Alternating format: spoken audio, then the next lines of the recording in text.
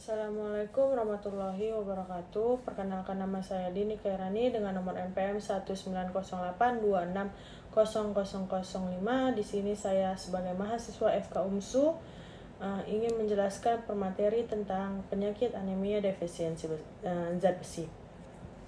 Apakah anemia defisiensi zat besi ini? Anemia defisiensi besi adalah jenis anemia yang terjadi akibat kekurangan zat besi. Zat besi berperan sangat penting dalam pembentukan hemoglobin, yaitu protein yang berfungsi untuk mengangkut dan mendistribusikan oksigen ke seluruh jaringan tubuh. Adapun jenis anemia yang seringkali terjadi pada kelompok usia tertentu yaitu pada bayi usia 6-12 bulan yang tidak mendapatkan cukup asupan zat besi dari ASI atau susu formula. Yang kedua itu ada anak-anak di usia 1-2 tahun yang mengonsumsi banyak susu sapi dan tidak mendapatkan asupan zat besi yang adekuat. Yang ketiga itu pada usia remaja. Pada usia remaja pasalnya, proses pertumbuhan saat remaja seringkali menghabiskan cadangan zat besi yang lebih cepat, sehingga lebih berpotensi mengalami kekurangan zat besi. Selanjutnya yang keempat, di mana lansia di atas usia 65 tahun disebabkan karena lansia ini cenderung makan lebih sedikit, sehingga tidak mendapatkan asupan zat besi yang cukup. Adapun orang dengan kondisi medis yang tertentu, seperti gangguan autoimun atau gangguan sumsum tulang belakang. Selanjutnya ada etiologi. Etiologi atau penyebab. Penyebab dari anemia defisiensi besi, zat besi menurut WHO, kekurangan zat besi itu menjadi salah satu penyebab anemia yang paling umum. Penyebab anemia ini seperti kehilangan darah secara signifikan, di mana darah ini mengandung zat besi di dalam sel darah merah. Kalau kita kehilangan darah, akan kehilangan sejumlah zat besinya. Nah, dari mana bisa tahu kehilangan jumlah zat besinya? Ada sejumlah kondisi yang memicu hilang darah secara signifikan seperti menstruasi yang berat, tukak lambung, hernia hiatal, dan memiliki polip usus besar dan kanker kolorektal. Yang kedua, kekurangan asupan zat besi dalam diet. Jadi, jika kamu ini mengonsumsi sedikit dari zat besi, lama-kelamaan tubuh bisa kekurangan zat besi. Nah, kondisinya pada akhirnya akan memicu terjadinya kondisi ini kan. Karena itu kita penting untuk mengonsumsi makanan yang kaya zat besi. Seperti apa? Seperti makan hati ayam, bayam, ikan, dan daging merah. Lalu ketiga, ketidakmampuan tubuh menyerap zat besi. Zat besi dari makanan yang terserap ke dalam aliran darah pada usus kecil.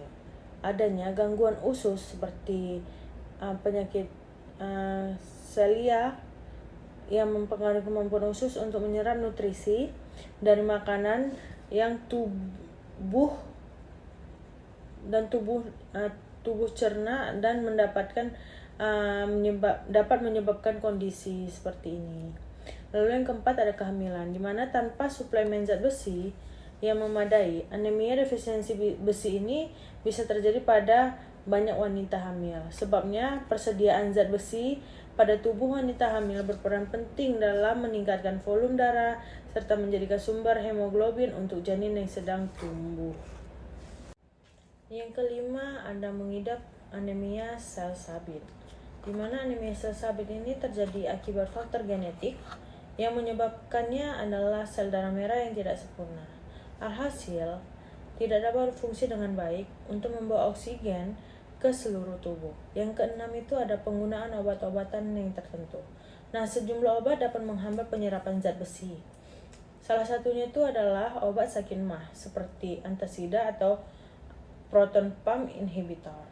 Nah, pemakaian jangka panjang antiinflamasi atau non-steroid atau OAINs juga dapat menyebabkan perdarahan saluran cerna yang berakibatkan anemia.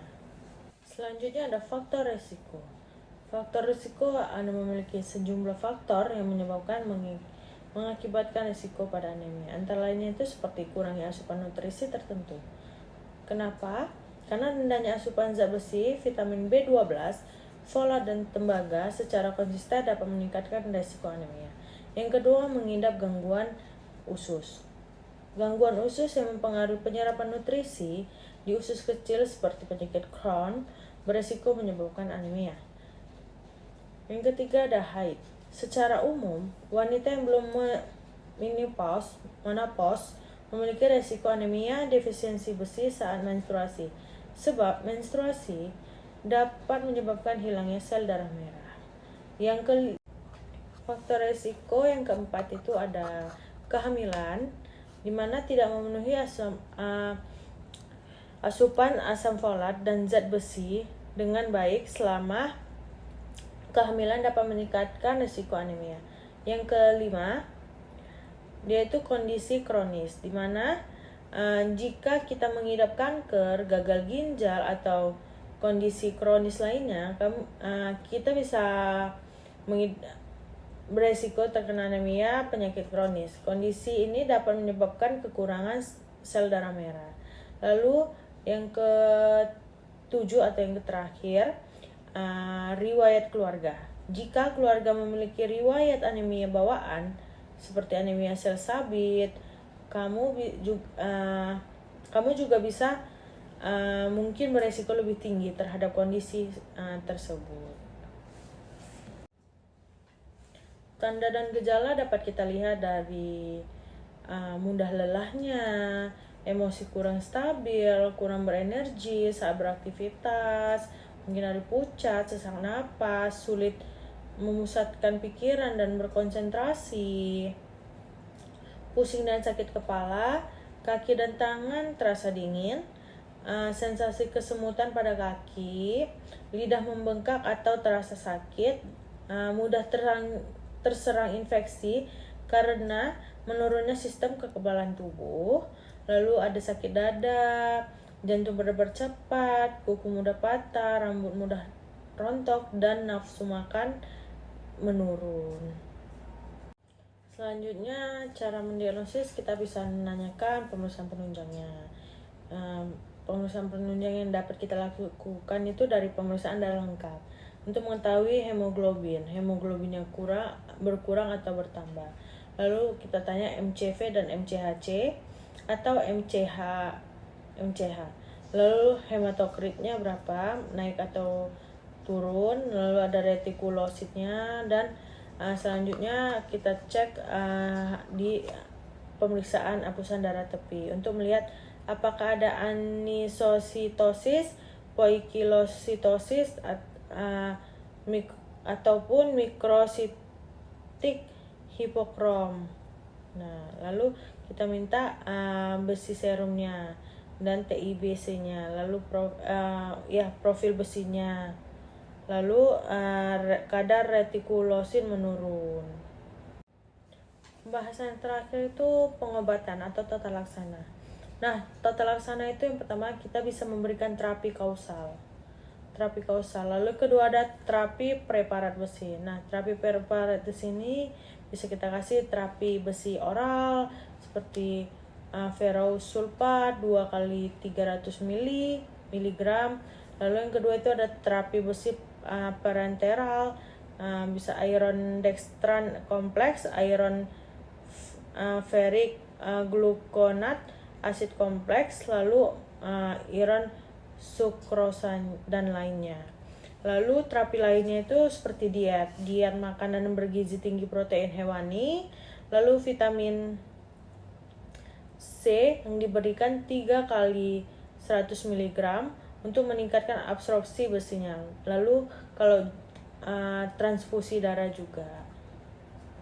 Baik, mungkin cukup sekian dan terima kasih atas perhatiannya dalam presentasi saya. Jika saya ada salah kata atau ketikan atau ucapan, saya mohon maaf. Referensinya bisa dilihat di paling atas di pertengahan judul. Mungkin saya akhirin. Wassalamualaikum warahmatullahi wabarakatuh. Terima kasih.